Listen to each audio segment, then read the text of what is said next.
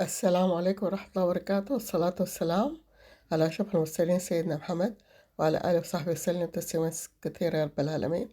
ما شاء الله دي كانت لما جمعة بتاعت أخوات حبيبات يعني. مشينا باركنا لوحدة بيتها الجديد اللي حلت فيه. ما شاء الله تبارك الله، والله كانت كريمة جدا وده طوالي يعني عهدنا بيها يعني. ما شاء الله تبارك الله. إن شاء الله يكون بيتها عامر يا رب، وبالحب والسعادة والهنا، ودائما بيتها مفتوح لكل الناس إن شاء الله يا رب العالمين. قدامكم طبعا الصورة بتحكي عن نفسها يعني. وما خلت حاجة ما عملتها وما جابتها للناس يعني. والديكور ذاته كان جميل جدا.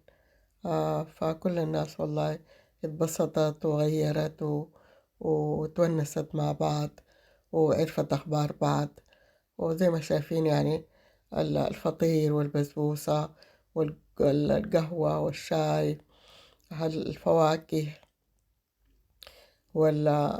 والخبيز اللي هو بسكويت المكنة، والكبابي مثلا بتاعت الشاي وبتاعت القهوة.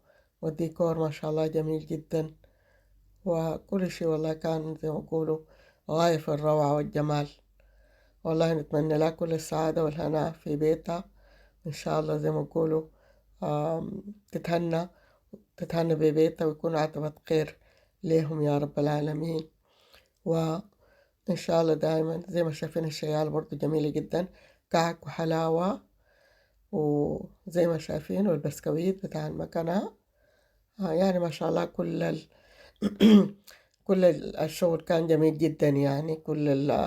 التقديم برضو كان رائع جدا. فقضينا وقت جميل والله مع بعض. شكرا جزيلا.